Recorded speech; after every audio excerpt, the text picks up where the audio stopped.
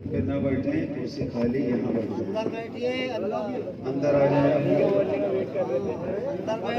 Road کا کام چل رہا ہے، ایسے دشواری ہو رہی ہے تو خالی جگہ یہاں بیٹھیں،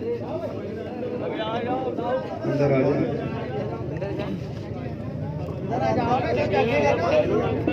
سامنے کرسی خالی، یہاں بیٹھ جائیں۔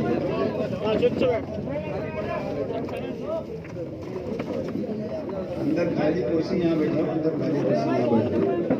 میرے ایک بات سمجھ میں نہیں آتی ہے، اکثر جلسوں میں سامنے کوئی بیٹھنا پسند نہیں کرتا، لیکن جب کہیں کھانا کھلایا جاتا ہے تو کرسی خالی نظر نہیں آتی۔ ایک کھانا کھا رہا ہے، دوسرا دھکے لگا رہا ہے۔ یہ بالکل سچی بات ہے، آئے دن آپ دیکھتے رہتے ہو۔ یہ سامنے کرسی خالی ہے، اس پہ کوئی نہیں بیٹھتا، لیکن یہاں ابھی کھانا کھلایا جاتا، کرسی پر ایک کھا رہا ہوتا، پیٹ بھر کے کھاتا نہیں، دوسرا بالکل چڑھے بیٹھ رہا ہے۔ آ جائیے۔ کچھ لوگ تو موبائل نکالتے ہیں اور جھوٹ ہے بے ضرورت کان پہ لگا، گھر بھاگ گئے، جیسے ڈاکٹر صاحب بھاگ گئے۔ ڈاکٹر نعیم صاحب کا ہر جگہ یہی حال رہتا ہے، موبائل نکالے اور اٹھ کے چلے گئے۔ جس کو جانا چاہے پہلے بھی جا سکتا ہے، بیچ میں نہیں جائے گا۔ پیشاب پاخانہ کی ضرورت ہے تو جا سکتا ہے، اور اگر کوئی ابھی جانا چاہے تو جا سکتا ہے۔ میری طرف سے کوئی بندش نہیں، کوئی پابندی نہیں ہے، کیونکہ میں زبردستی سنانے کا عادی نہیں۔ آپ لوگوں کی دعا سے الحمدللہ آدھا ہندوستان جاتا ہے، 20-20 ہزار کا مجمع ہوتا ہے، اور آپ لوگوں کی دعاؤں سے الحمدللہ نمبر 1 لے کے آتا ہے۔ صرف آپ لوگوں کی محبتیں ہیں، اس لیے کچھ باتیں اگر آپ سن رہے ہیں تو سن لیں۔ غازی عادل صاحب کا بیان آپ نے سن لیا، اور نقیب اہل سنت حضرت حافظ و قاری آصف رضا صاحب سے بہت عمدہ نقابت آپ سماعت فرما رہے ہیں۔ اٹھک بیٹھک نہ کریں گے، طبیعت ناساز ہے، 1 گھنٹہ 1.5 گھنٹہ کا بیان نہیں ہوگا۔ تھوڑی دیر تک آپ حضرات اگر محبت سے سن لیں گے تو کچھ باتیں آپ کے گوش گزار کروں گا۔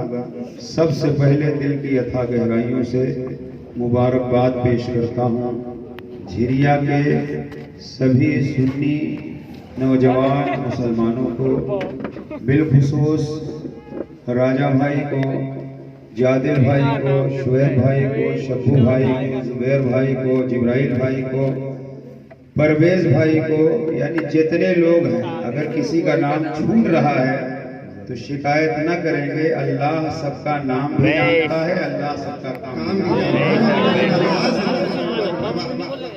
جن کا میرے ذہن میں نام تھا، جن پہ نظر پڑی، میں نے ان کا نام لے لیا۔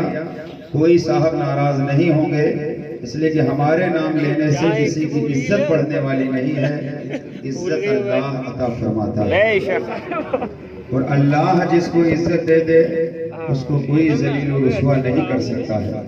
ہمارے ابراہیم بھائی وہ بھی بیٹھے ہوئے ہیں، دیگر لوگ بھی بیٹھے ہوئے ہیں، جعفر بھائی، بھکو بھائی، بہت سارے لوگ بیٹھے ہوئے ہیں۔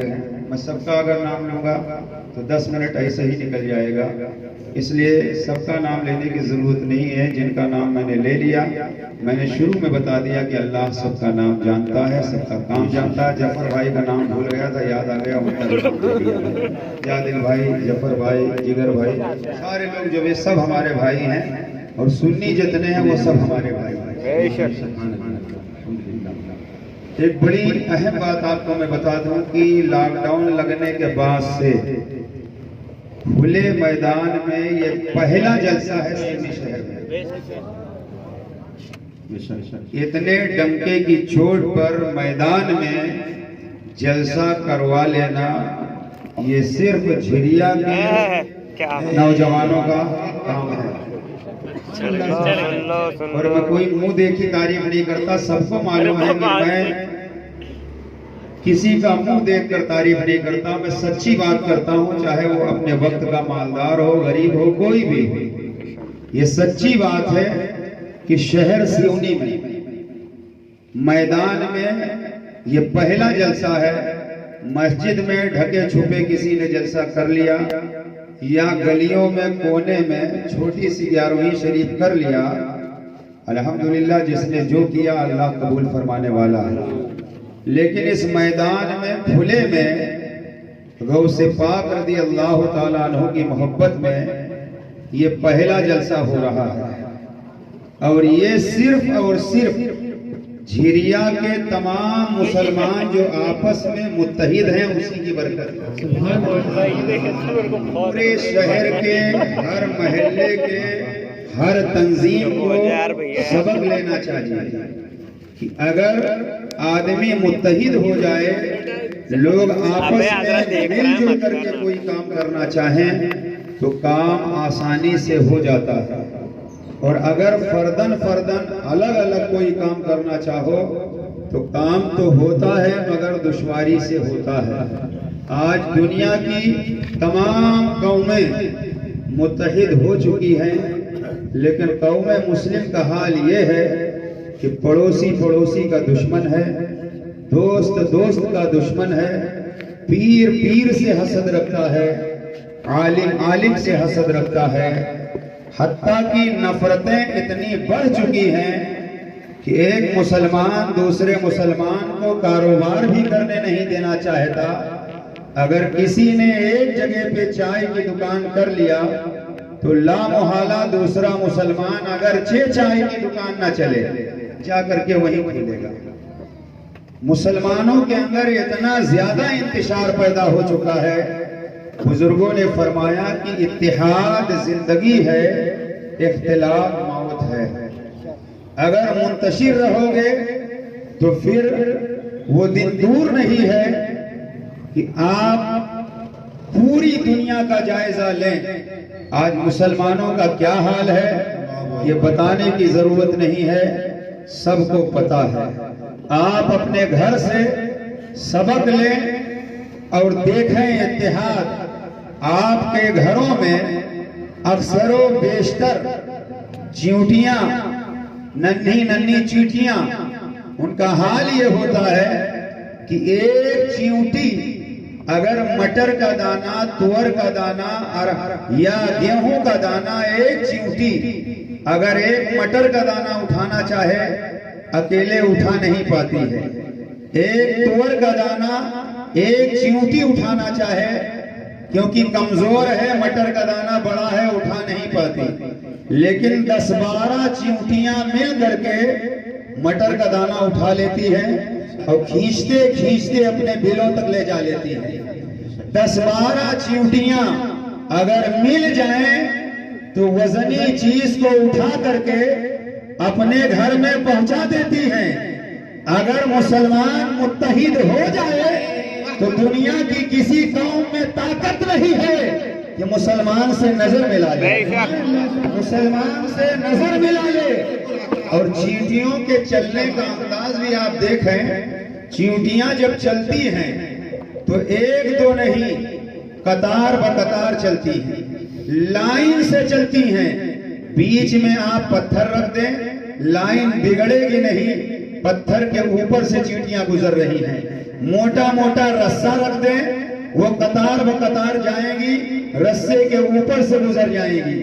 گرزے کی چیونٹیاں جب چلتی ہیں تو قطار بقطار چلتی ہیں تو منزل مقصود تک پہنچ جاتی ہیں. اور چیونٹیاں مل کر کے جب کوئی دانہ وزنی اٹھانا چاہتی ہیں تو اٹھا لیتی ہیں. بھارت میں 16 بار حملہ کیا محمود غزنوی نے، لیکن کامیاب نہ ہوئے، مگر ہمت نہ ہاری. 70ویں بار جب حملہ کیا تو کامیابی نے ان کے قدم کو چوم لیا، کامیابی نے ان کے قدم کو چوم لیا.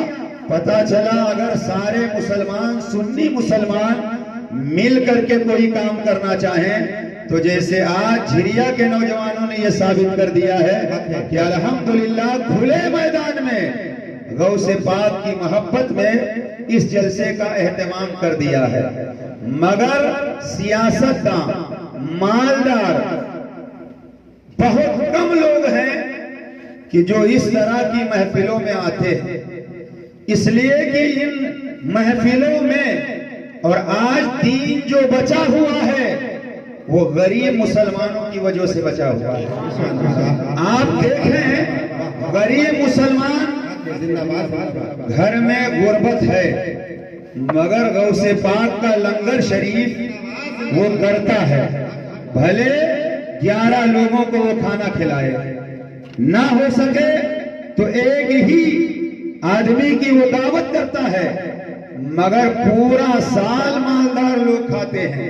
شہر میں جائزہ لے لو، نام لینے کی کیا ضرورت ہے، پورا سال کھاتے ہیں، کھلانے کی نوبت نہیں آتی ہے۔ تو یہ ان کی کمی نہیں ہے، ان کی کمی نہیں ہے، اس لیے کہ اللہ کے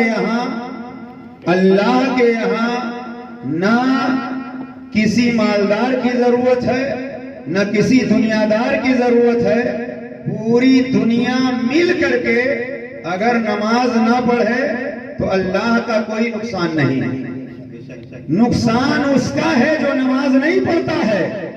اللہ کے یہاں تو فرشتوں کی کمی نہیں ہے، اللہ نے کچھ فرشتوں کو اسی لیے پیدا کیا، کوئی فرشتہ جب سے بنا ہے تو صرف قیام میں کھڑا ہے، کوئی فرشتہ سجدے میں ہے، کوئی فرشتہ رکوع میں ہے۔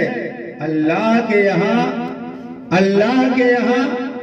جو نیک کام کرتا ہے اپنے لیے کرتا ہے، اللہ کے لیے، اللہ کی رضا کے لیے اگر کوئی کام کرتا ہے تو پھر اس کی دنیا بھی سنورتی ہے اور اس کی آخرت بھی سنورتی ہے۔ اتحاد کی بات آئی ہے تو 2-3 باتیں اور کر دوں۔ ایک بازار میں ایک خان صاحب پہنچے اور ایک شیخ صاحب بھی پہنچے، بازار لگا ہوا تھا، مچھلی خریدنے کے لیے دکان پر خان صاحب بھی پہنچے اور وہ شیخ بھی پہنچ گیا۔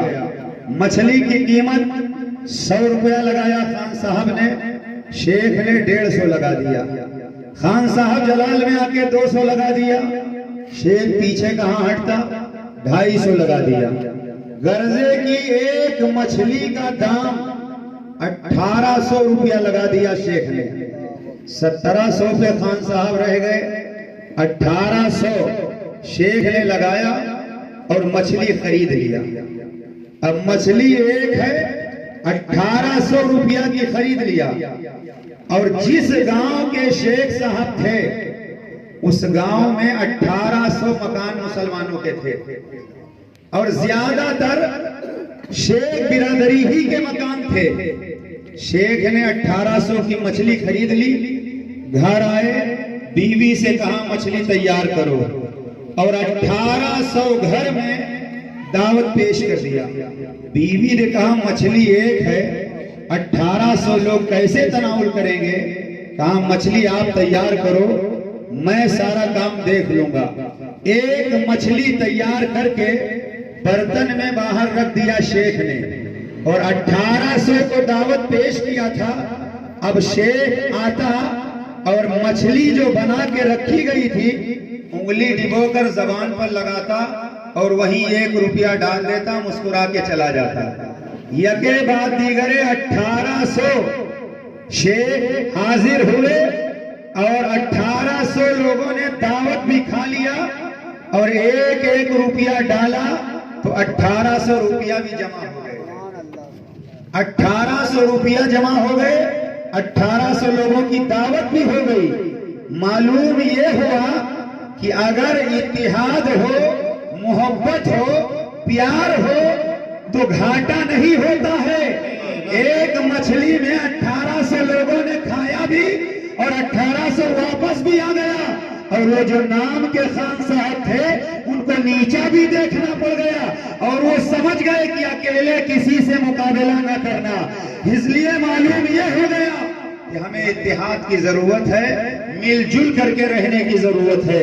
مسلمانوں، حالات بہت بگڑتے جا رہے ہیں، حالات بہت بد سے بدتر ہوتے جا رہے ہیں، اس لیے ہم اور آپ اپنے محلے میں جھگڑا نہ کریں، اپنے پڑوسیوں سے جھگڑا نہ کریں، اپنے رشتہ داروں سے جھگڑا نہ کریں۔ جن سے دشمنی رکھنی چاہیے ان سے ہم دوستی کرتے ہیں، اور جن سے دشمنی رکھنی چاہیے ان سے ہم دوستی کرتے ہیں۔ جو بھی نبی کا دشمن ہے وہ پڑوسی ہو ہمارا دشمن ہے، رشتہ دار ہو ہمارا دشمن ہے، محلے کا ہو ہمارا دشمن ہے۔ اور جو نبی کا وفادار ہے دنیا کے کسی ملک کا ہو وہ ہمارا بھائی ہے، وہ ہمارا پیارا ہے۔ اسلام یہی سکھاتا ہے، اسلام یہی درس دیتا ہے، جو پیارے نبی کا وفادار ہوگا وہی باغ جنت کا حقدار ہوگا، وہی باغ جنت کا حقدار ہوگا۔ اس لیے اتحاد کی ضرورت ہے، اور متحد ہو کر کے اگر ہم رہیں گے تو کامیابی حاصل کریں گے، اور اگر ہم انتشار کا شکار ہو گئے تو آپ دیکھ رہے ہو پوری دنیا میں کیا ہو رہا ہے۔ ایک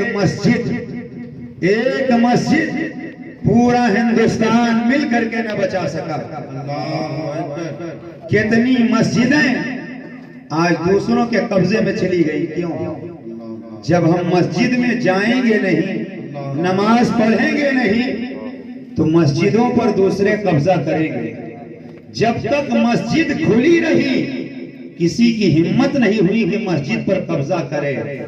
سیاست کے روپ میں پہلے مسجد میں تالا ڈلوا دیا، جب مسجد میں کوئی جائے گا نہیں، مسجد بند ہو جائے گی، وہاں کچھ دنوں کے بعد پتھر کی مورتیاں رکھ دیا، پھر سیاست میں آ کر کچھ دنوں کے بعد تالا کھلوا دیا، پھر سیاست کی کرسی پر بیٹھ کر مسجد شہید کروا دیا، پھر سیاست کی کرسی پر بیٹھ کر مسجد کو مندر میں تبدیل کروا دیا۔ کیوں؟ مسلمان اگر مسجد میں جائے گا نہیں، نماز پڑھے گا نہیں، اپنے گھر میں تالا لگا کر 3 مہینے کے لیے کہیں چلے جاؤ، یا تو پڑوسی قبضہ کر لے گا یا تو جنات و شیطان قبضہ کر لیں گے۔ اس لیے مسجدوں کو آباد رکھو، اور مسجدوں میں جا کر کے اتحاد کا ثبوت فراہم کرو۔ نماز پڑھ کر کے جب نکلو تو آپس میں پیار و محبت خلوص کے ساتھ ایک دوسرے کا ادب کرو، سمجھو اور جانو مسلمان کا مسلمان پر کتنا حق ہے۔ مسلمان یہی تو نہیں سمجھتا ہے، وہ 313 تھے تو لرزتا تھا زمانہ، ہم سینکڑوں کی تعداد میں کرتے ہیں غلامی۔ خالد بن ولید کا نام کون نہیں جانتا؟ خالد بن ولید ایسا نام ہے خالد بن ولید کا کہ آپ کا نام لے لیا جائے تو ظالموں کے ایوان میں زلزلہ پیدا ہو جاتا ہے۔ خالد بن ولید یہ عرب کے رہنے والے، عربی النسل، جب تک آپ نے اسلام قبول نہیں کیا تھا اسلام کے خلاف تلوار لے کر کے میدان میں گھومتے رہے، اسلام کے خلاف جنگ کرتے رہے، مگر جب نبی کے دامن سے خالد بن ولید وابستہ ہو گئے اور اسلام کا کلمہ پڑھ لیا تو خالد بن ولید کی شان یہ ہے کہ جس جنگ میں خالد بن ولید چلے جاتے تھے کامیابی مقدر بن جایا کرتی تھی۔ خالد بن ولید جس جنگ میں شامل ہوئے مسلمان وہ جنگ کبھی ہارے ہی نہیں۔ خالد بن ولید رضی اللہ تعالیٰ عنہ کو اللہ کے رسول نے فرمایا تھا خالد اللہ کی تلوار ہے، سیف اللہ کا لقب دیا، خالد اللہ کی تلوار ہے۔ اور خالد بن ولید رضی اللہ تعالیٰ عنہ میدان کارزار میں جب آپ جاتے تھے تو سنو، خالد بن ولید رضی اللہ تعالیٰ عنہ کے دوست جن کا نام اسود ہے، اسود کا معنی ہے کالا، اسود بہت کالے تھے مگر اسود دوست تھے خالد بن ولید کے، خالد بن ولید کے ہمراہ جنگ لڑتے تھے، مگر اور لوگ میدان کارزار میں جب جنگ کے لیے آتے تھے تو کوئی لوہے کا لباس پہن کر آتا تھا، کوئی مضبوط اس طرح کا لباس استعمال کرتا کہ تیر و تلوار اثر نہ کرے، مگر خالد کے دوست حضرت اسود جب میدان میں آتے تھے تو لوہے کا لباس نہیں بلکہ بدن سے کپڑے اتار دیا کرتے تھے اور ننگی پیٹھ تلوار چلایا کرتے تھے، ننگی پیٹھ تلوار چلایا کرتے تھے اور آپ میدان میں جوہر دکھایا کرتے تھے بہادری کے۔ خالد بن ولید کے دوست حضرت اسود خالد بن ولید کے ارد گرد تلوار چلاتے تھے۔ کسی نے کہا اے اسود، آپ خالد بن ولید کے قریب رہ کر کے تلوار کیوں چلاتے ہو؟ تو خالد بن ولید کے دوست اسود نے کہا تھا، میں دیکھ رہا ہوں ہر جنگ میں خالد کے دشمن اسی طاق میں رہتے ہیں، خالد پر حملہ کر کے خالد کا نام مٹا دیا جائے۔ لیکن اسود خالد کے ارد گرد تلوار اس لیے چلاتا ہے کہ اسود اپنی جان تو دینا گوارا کر سکتا ہے، مگر خالد پر آنچ آ جائے یہ اسود کو گوارا نہیں ہے، کیونکہ میں جان دینا گوارا سمجھتا ہوں، اس لیے کہ خالد کو رسول اللہ نے اللہ کی تلوار کہہ دیا ہے، اور میں نہیں چاہتا کہ اللہ کی تلوار ٹوٹ جائے، کیونکہ اللہ کی تلوار اگر ٹوٹ گئی تو پھر عالم کیا ہوگا۔ حضرت اسود وہی اسود ہیں، فرماتے ہیں جنگ زوروں پر تھی، سر گاجر اور مولی کی طرح کٹ کٹ کر گر رہے تھے، دشمن تلواریں چلا رہے تھے۔ اسود کہتے ہیں خالد بن ولید اسی جنگ میں گھوڑے سے نیچے اتر گئے، اور اترنے کے بعد زمین پر کچھ تلاش کرنے لگے۔ اسود نے آواز دی، خالد بن ولید یہ دشمنوں کا نرگہ ہے، کیا کر رہے ہو؟ خالد بن ولید نے کہا تم اپنا کام کرو، میں اپنا کام کر رہا ہوں۔ اسود نے کہا خالد چاروں طرف سے لوگوں کے سر کٹ رہے ہیں اور زمین پر کیا ڈھونڈ رہے ہو؟ تو خالد نے کہا تھا اے اسود میری ٹوپی گر گئی ہے، میں زمین پر ٹوپی تلاش کر رہا ہوں۔ اسود نے کہا میں نے سن رکھا تھا خالد بن ولید بڑے عقل مند ہیں، لیکن آج میں دیکھ رہا ہوں اے خالد ٹوپی بچانا ضروری نہیں ہے بلکہ اپنا سر بچانا ضروری ہے۔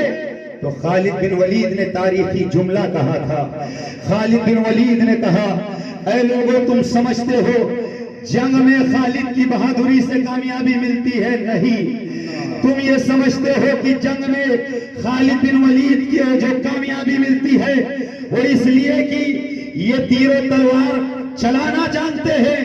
نہیں نہیں، اے لوگوں خالد بن ولید کو جو کامیابی ملتی ہے وہ اس ٹوپی کی وجہ سے ملتی ہے، اس ٹوپی کی وجہ سے ملتی ہے۔ خالد بن ولید نے کہا سنو، اس ٹوپی میں نے اللہ کے رسول کے بال شریف سی رکھے ہیں۔ نعرہ تکبیر، نعرہ رسالت، عصمت مصطفیٰ۔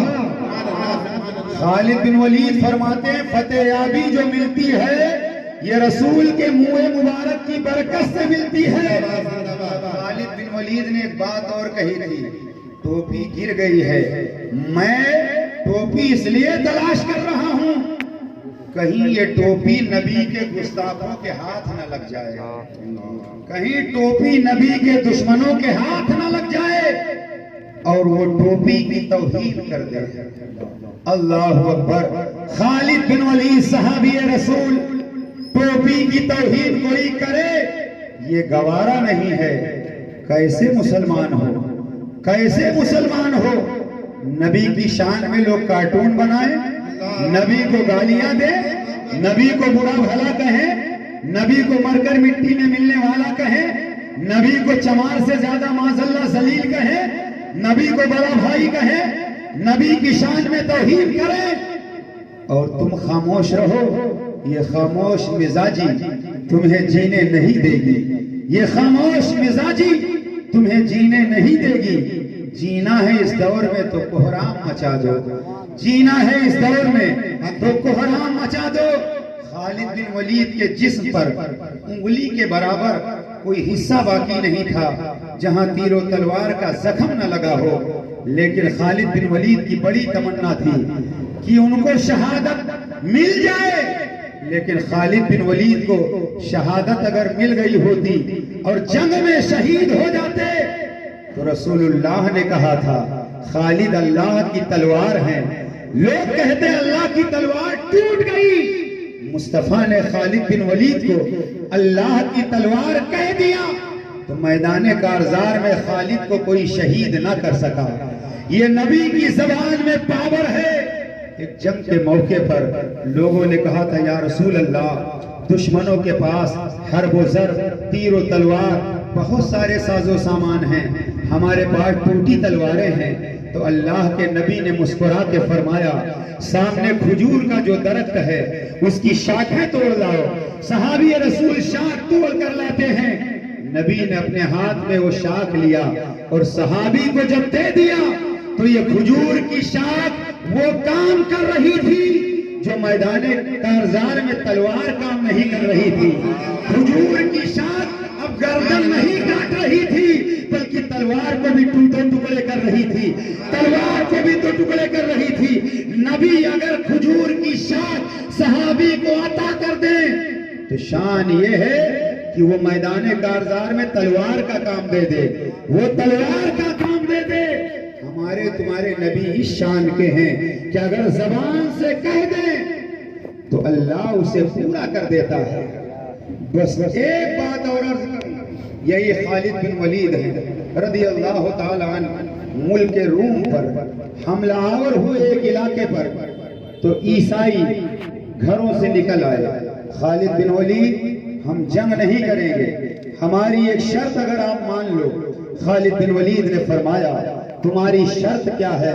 تو عیسائیوں نے کہا تھا اے خالد بن ولید آپ اپنی فوج کے نوجوانوں کو لے کر ہمارے قلعے کے دروازے سے اگر سویرے سویرے گزر جائیں تو ہم آپ سے جنگ نہیں کریں گے، قلعہ آپ کے حوالے کر دیں گے۔ خالد بن ولید نے کہا تمہاری شرط مجھے منظور ہے۔ رات کا وقت ہے، عیسائیوں نے 18 سال 17 سال 15 سال 30 سال کی دوشیزاؤں کو اکٹھا کیا، ادھ کچا لباس پہنا کر کے، نیم عریاں لباس پہنا کر کے کنارے کنارے کھڑا کر دیا۔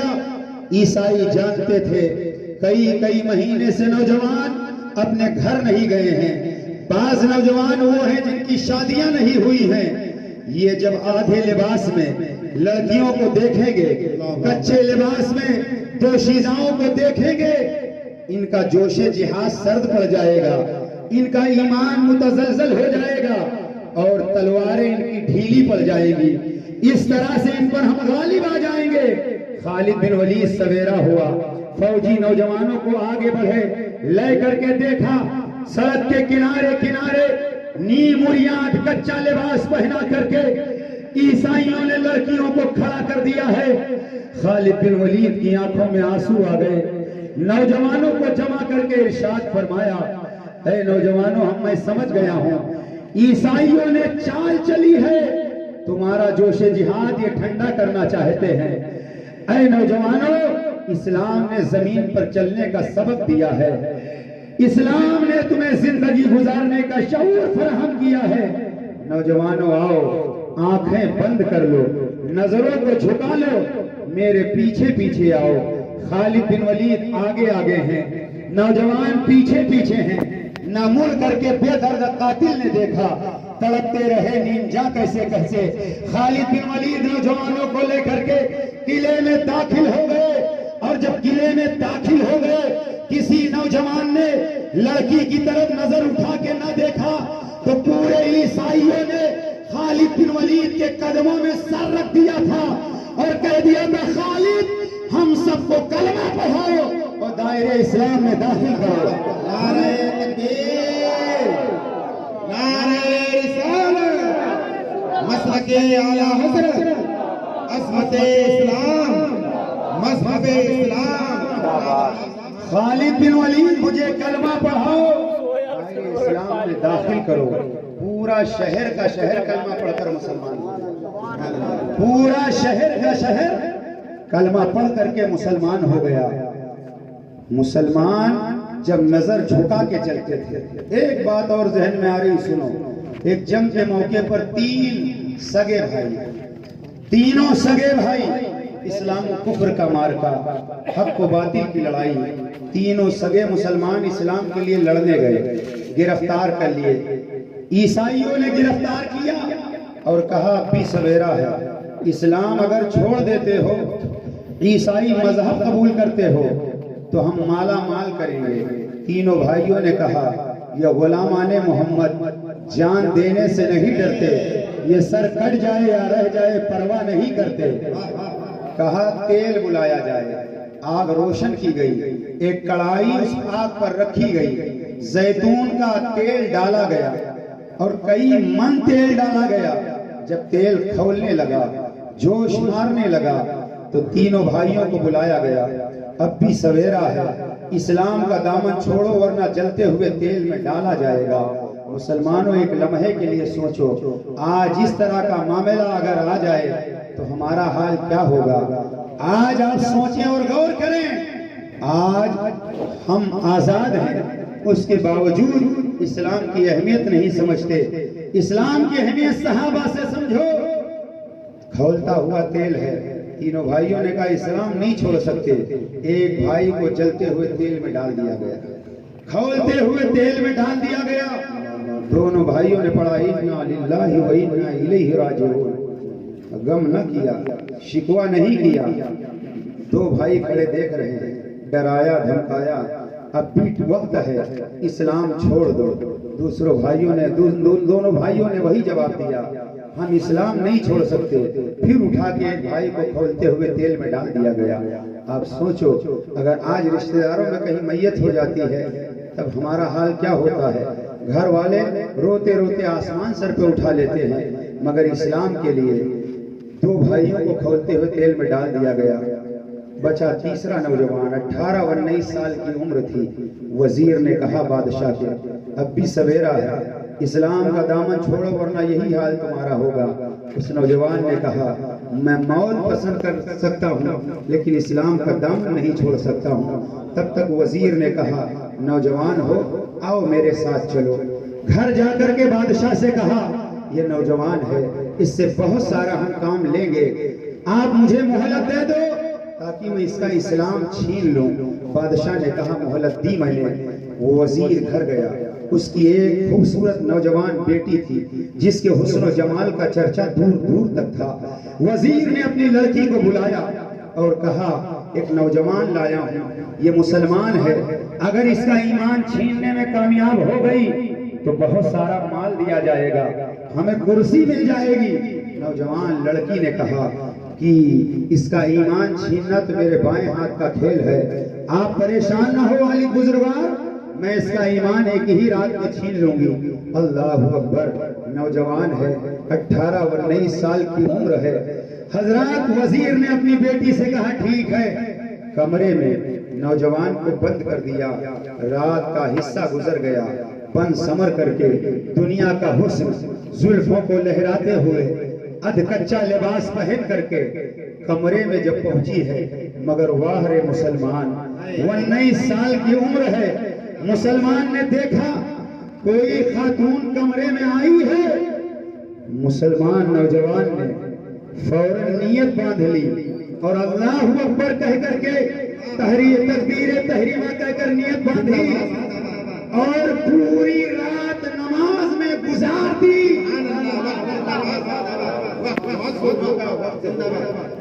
صبح کا وقت ہو گیا، فجر کی نماز پڑھ کر کے نوجوان بیٹھا رہا۔ خاتون واپس گئی، باپ انتظار میں تھا، بیٹی کیا خوشخبری لائی؟ تو نوجوان بیٹی نے کہا باپ جان، جس کے پاس تم نے پہنچایا تھا ایسا لگتا ہے آج اس کی کوئی عبادت کی رات تھی، آپ گھبرائے نا۔ دن گزر گیا، شام ہو گئی، سورج نے اپنا چہرہ نقاب میں چھپا لیا، گھروں میں چراغ روشن ہو گئے، بن سمر کر کے لڑکی گئی۔ جیسے ہی کمرے میں پہنچی، وہ نوجوان مسلمان حافظ قرآن تھا، اس نے سورہ فاتحہ سے لے کر کے والناس کی سین تک پورا قرآن پڑھ دیا۔ لڑکی کی طرف نظر اٹھا کے دیکھنا گوارا نہیں، ایک نہیں دو نہیں 39 راتیں لڑکی آتی رہی، مگر واہ رے مسلمان، واہ رے مجاہد اسلام، 39 راتیں گزر گئی، نظر اٹھا کر کے نہیں دیکھا۔ جب 40ویں رات آئی تو نوجوان لڑکی نے خود ہی قریب آ کر کہا اے نوجوان، میرا حسن تو وہ ہے کہ گلیوں میں لوگ کھڑے رہتے ہیں مجھے دیکھنے کے لیے، मगर 39 रातें गुजर गई। तूने छेड़छाड़ करना तो अलग बात है, मुझे जी भर के देखा नहीं। ऐ नौजवान एक बात बता दे, क्या मुझसे हसीन भी किसी को तूने देख लिया है? तो नौजवानों सीने पे हाथ रख के सोचो, तारीख साथ जुमला सुनो। नौजवान मुसलमान ने कहा था, रे सुनो, जिन निगाहों ने मुस्तफा का दीदार कर लिया हो, जिन निगाहों ने नबी का जलवा देखा है, जिन निगाहों ने नबी का दीदार किया है, उन निगाहों के सामने दुनिया का हुस्न जचता ही नहीं। नारे तकबीर, नारे रिसालत, सुभान अल्लाह। निगाहों के सामने दुनिया का हुस्न जचता ही नहीं है। नौजवान ने जब ये सुना नौजवान से, तो लड़की के पैरों तले जमीन खिसक गई। और नौजवान ने कहा, हम मुसलमान हैं और मुसलमान गैर महरम पर नजर डालने की इजाजत नहीं। क्या कहने हैं? गैर महरम पर नजर डालने की इजाजत नहीं देता। तो लड़की ने जब ये सुना तो कहा, ऐ मुसलमान, जो मजहब इतना बेहतर हो, जो धर्म इतना पाकीज़ा हो, जो इस्लाम इतना पवित्र हो, कि तने तनहा 39 रातें गुजर गई, नजर उठा करके देखने की इजाजत न दे रहा हो, वो मजहब कितना अच्छा होगा, कितना सच्चा होगा, कितना प्यारा होगा। ऐ नौजवान, अब मुझे कलमा पढ़ा के सुभान अल्लाह, सुभान अल्लाह, नारे तकबीर, नारे रिसालत, मसलके आला हज़रत, इश्क मोहब्बत, इश्क मोहब्बत, प्यार मोहब्बत, प्यार मोहब्बत, उलमाए अहले सुन्नत, मजहब इस्लाम, अज़मत इस्लाम, नारे तकबीर, नारे रिसालत। ईसाई को बहुत नाज था अपनी दुख्तर पर, ईसाई को नाज था अपनी दोशीज़ा पर, ईसाई को नाज था अपनी बेटी पर। भेजा था इस्लाम, भेजा था इस्लाम का कलमा पढ़ने वाले का ईमान छीनने के लिए। मगर वारे मुसलमान का किरदार, वारे नौजवान का कैरेक्टर, वारे नौजवान की नजरें इस्लाम छीनने वाली, इस्लाम का कलमा पढ़ने पर मजबूर हो गई। और कलमा पढ़ने के बाद नौजवान लड़की ने कहा, ऐ नौजवान, अब मैं मुसलमान हो चुकी हूँ, यहाँ रहना ठीक नहीं है, मैं अस्तबल जा रही हूँ, 2 घोड़े ला रही हूँ। क्या है मजहब इस्लाम? मुसलमानों मुसलमान बन करके तो देखो। नौजवान लड़की गई, अस्तबल कहते जहाँ घोड़े बांधे जाते, 2 घोड़े लेकर आई। और आने के बाद एक घोड़े पर उस नौजवान से कहा कि हम भी बैठे, आप बैठो। नौजवान ने कहा, नहीं, एक घोड़े पर हम आप नहीं बैठ सकते, तुम्हारा घोड़ा अलग होगा, हमारा घोड़ा अलग होगा। दोनों घोड़े पर रात की तारीकी में कमरे से निकले, कुछ दूर आगे बढ़े, गर्दो गुबार उड़ने का एहसास हुआ।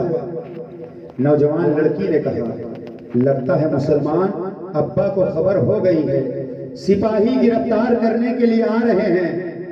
तो उस नौजवान मुसलमान ने एक जुमला कहा था, लिख लो मुसलमानों। उस नौजवान मुजाहिद ने कहा, परेशान मत हो, 1000 के लिए मैं अकेला।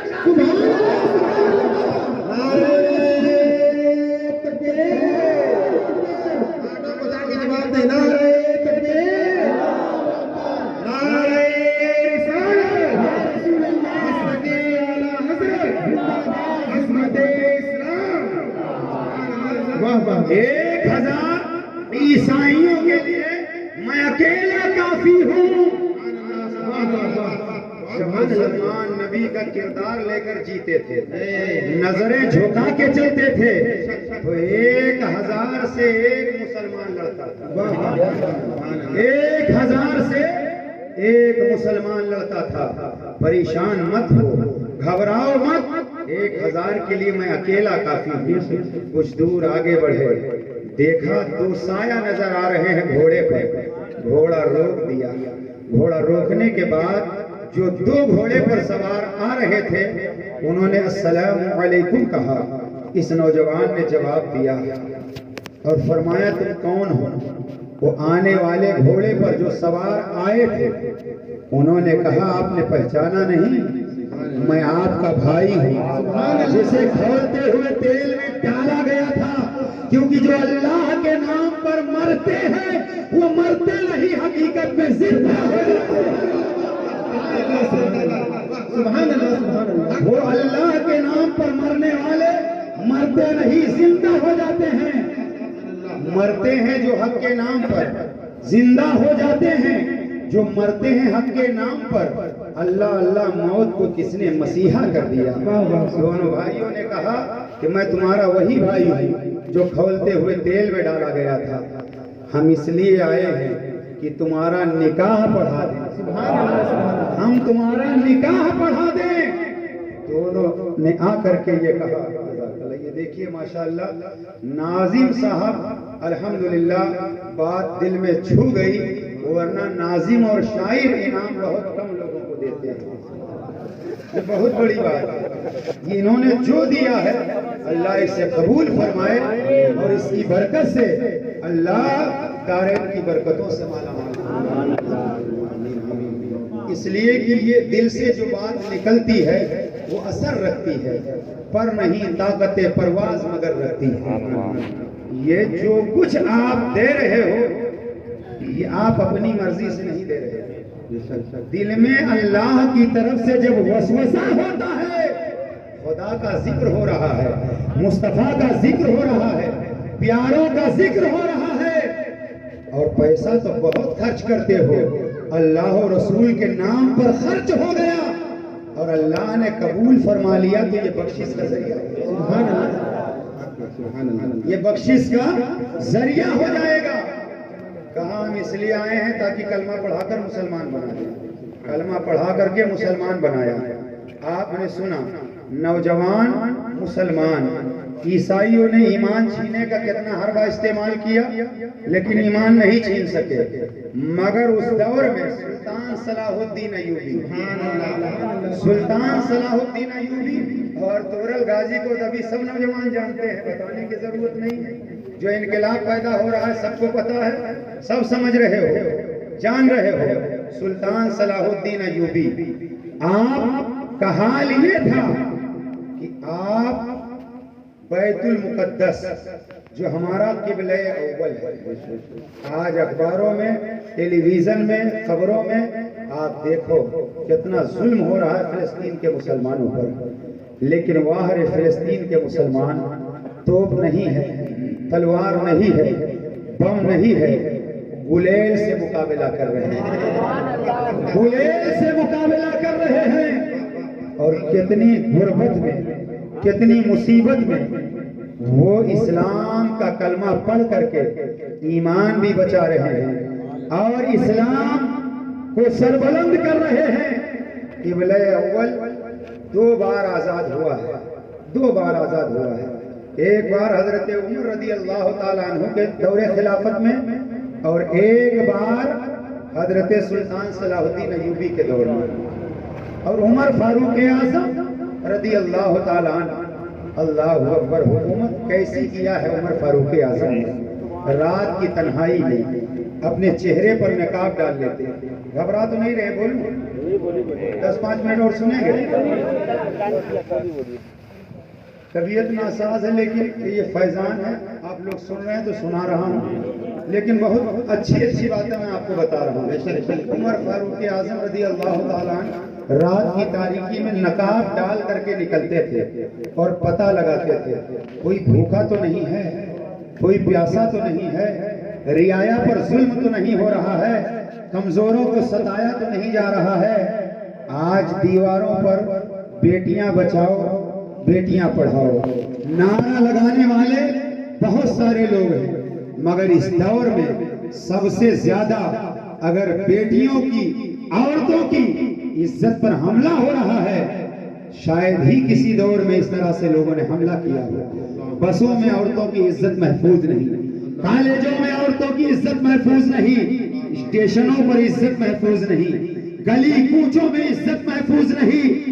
یہ عمر فاروق اعظم رضی اللہ تعالیٰ عنہ ہیں، رات کی تاریکی میں پتہ لگاتے تھے کوئی بھوکا تو نہیں سو رہا ہے، کوئی پیاسا تو نہیں سو رہا ہے۔ مدینہ شریف کی گلیوں میں رات کا پچھلا پہر ہے، ٹھنڈک کا موسم ہے، لوگ نرم نرم بستروں میں، گرم گرم لحافوں میں محو خواب ہیں، لیکن خلیفہ وقت، بادشاہ وقت عمر فاروق اعظم اپنے خادم کو لے کر گلی کوچے میں گھوم رہے ہیں، کہیں کسی پر ظلم تو نہیں ہو رہا ہے۔ چلتے چلتے رات کے پچھلے پہر میں رونے کی آواز آئی، کوئی سسکیاں لے کر رو رہا ہے، کوئی آہیں بھر کے رو رہا ہے، ننھے ننھے بچوں کے رونے کی آواز آ رہی ہے۔ حضرت عمر فاروق اعظم ٹھہر گئے، ایسا لگتا تھا جیسے پیروں میں کسی نے آہنی بیڑی ڈال دی ہو۔ ٹھہر گئے، خادم سے فرمایا سامنے والے مکان سے رونے کی آواز آ رہی ہے، دروازے پر دستک دو، رونے کی وجہ کیا ہے؟ خادم نے رات کے پچھلے پہر دروازے پر دستک دیا، آواز آئی کون؟ جواب ملا، اے خاتون بچے کیوں رو رہے ہیں؟ اندر سے جواب ملا، آپ کون ہیں میرے گھر کا جائزہ لینے والے؟ جواب ملا، بچے کیوں رو رہے ہیں؟ تو اندر سے خاتون نے روتے ہوئے جواب دیا، 4 دن ہو گیا ہے میرے بچے فاقے سے ہیں، ایک لقمہ کھانے کو میسر نہیں ہوا ہے، میں نے پانی چولہے پر ہنڈیاں میں رکھ کر کے گرم کر کے آج 4تھی رات ہے، بچوں کو تسلی دے رہی ہوں، کھانا تیار ہوگا کھلا دوں گی۔ اسی طرح بچے روتے روتے سو جاتے ہیں۔ اتنا جب سنا حضرت عمر ٹھہر گئے، آنکھوں میں آنسو آ گئے، آپ پلٹ کر کے واپس چلے، بیت المال پہنچے جہاں سرکاری خزانہ تھا۔ خادم سے فرمایا آٹے کی بوری میری پیٹھ پر لدوا دو۔ خادم نے کہا میرے ہوتے ہوئے آپ یہ کام انجام نہ دیں۔ عمر نے کہا میری حکومت میں کوئی بھوکا مر گیا، کوئی پیاسا مر گیا، اگر میری حکومت میں کوئی جانور بھوکا مر گیا جواب عمر کو دینا پڑے گا۔ اے خادم آج تو میرا بوجھ اٹھا لے گا، قیامت میں میرا بوجھ کون اٹھائے گا؟ یہ آٹے کی بوری میری پیٹھ پر لدوا دو۔ خادم نے پیٹھ پر لدوا دیا۔ حضرت عمر بادشاہ وقت ہیں، خلیفہ ہیں، بوری لے کر آئے، پھر وہیں پہنچے جہاں سے رونے کی آواز آ رہی تھی۔ دستک دیا، خاتون میں مدد کرنا چاہتا ہوں۔ آواز آئی ادب کے ساتھ آنا چاہتے ہو تو آ جاؤ۔ حضرت عمر فاروق اعظم نقاب ٹلا ہوا ہے، اندر تشریف لے گئے، پانی لیا، آٹا اپنے ہاتھ سے گوندھ کر کے چولہے میں روٹیاں تیار کی۔ تیار کرنے کے بعد ننھے ننھے بچوں کو اپنے ہاتھوں سے روٹیاں کھلائی۔ قسم خدا کی جو بچے روتے روتے اشکبار تھے ان کی لالی روٹی کھاتی ہی ہریالی میں تبدیل ہو گئی۔ جب بچے روٹیاں کھا چکے تو بچے مسکرانے لگے، ماں کی ممتا بھی اجاگر ہو گئی۔ ماں نے ہاتھوں کو اٹھا دیا، یا اللہ عمر کی جگہ پر اس نقاب پوش کو خلیفہ بنا دے، عمر کی جگہ پر نقاب پوش کو خلیفہ بنا دے۔ حضرت عمر نے کہا خاتون ایسی دعا کیوں کر رہی ہو؟ اسے معلوم نہیں تھا کہ حضرت عمر یہی ہے، اسے پتہ نہیں تھا کہ خلیفہ وقت یہی ہے۔ اس نے کہا 3 دن ہو گیا، 4تھا دن ہے، عمر خلیفہ تو بنے ہوئے ہیں لیکن انہوں نے ہمارے گھر کا جائزہ نہ لیا، میں قیامت کے میدان میں شکایت کروں گی۔ یا اللہ عمر جب خلیفہ تھے 3-4 دن میرے گھر والے بھوکے سو گئے۔ اتنا جب کہا تو عمر نے کہا اے خاتون معاف کر دو، ہو سکتا ہے عمر کو اطلاع نہ پہنچی ہو، عمر کو معلوم نہ ہوا ہو، ابھی تک اس کو پتا نہیں کہ حضرت عمر یہی ہیں۔ اس نے کہا نوجوان تو نے بڑی خدمت کی ہے، تیرے کہنے سے میں عمر کو معاف کر رہا ہوں۔ جب کہا عمر کو معاف کر دیا، چہرے سے نقاب الٹ گیا۔ سامنے حضرت عمر کھڑے ہوئے ہیں۔ میں سوچنے لگا ہے حضرت عمر حکومت کا دستور آپ نے کس کتاب میں پڑھا، حکومت کا طریقہ کہاں سے سیکھا؟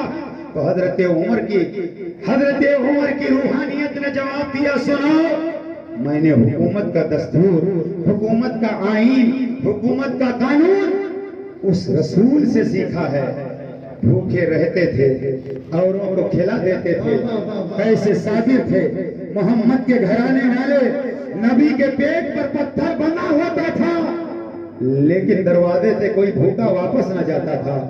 नबी इशारा करते तो डूबा हुआ सूरज पलट आए, चांद टुकड़े हो जाए, लेकिन 2-2 महीने गुजर जाते थे, नबी के घर में चूल्हा जलने की नौबत नहीं आती थी। घर वाले छुहारे और पानी पर गुजारा कर लिया करते थे। हजरत उमर ने ये बता दिया कि हमने ये जो सबक लिया है मुस्तफा की बारगाह से लिया है। और आला हजरत फाज़िल बरेलवी ने तो यही इरशाद फरमा दिया कि जी उस शिकम की कनात पे लाखों सलाम। आला हजरत ने फरमा दिया उस शिकम की कनात पे लाखों सलाम।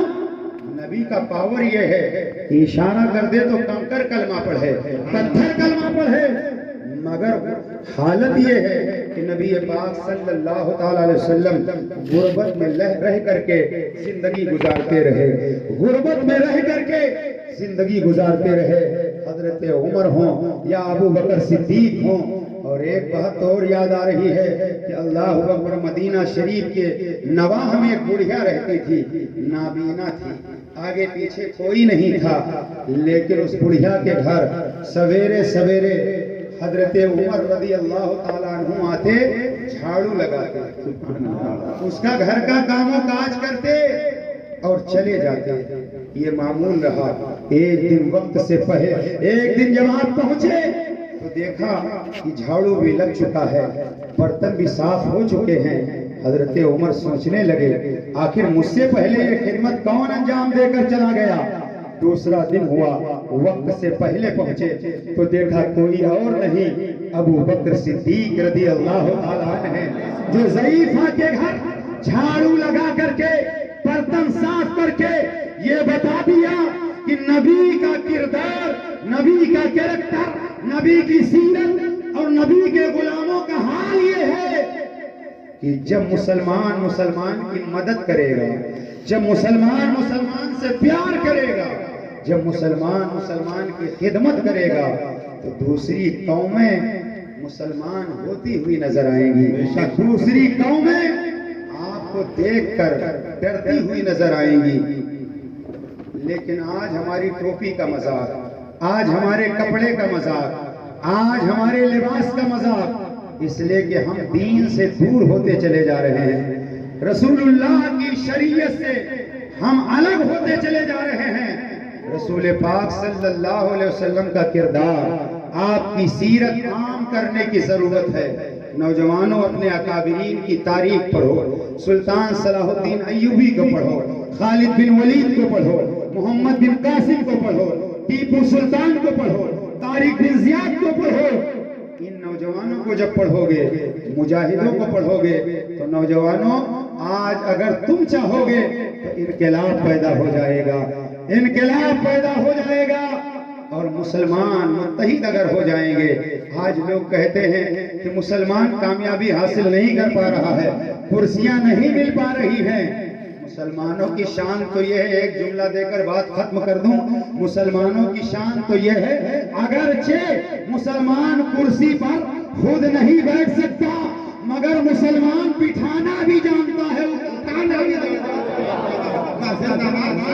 बिठाना भी जानता है, उतारना भी जानता है। सारे हिंदुस्तान वालों को पता है। एक अंग्रेज ने कहा था, भारत में 2 कब्रें हैं जो हुकूमत कर रही हैं।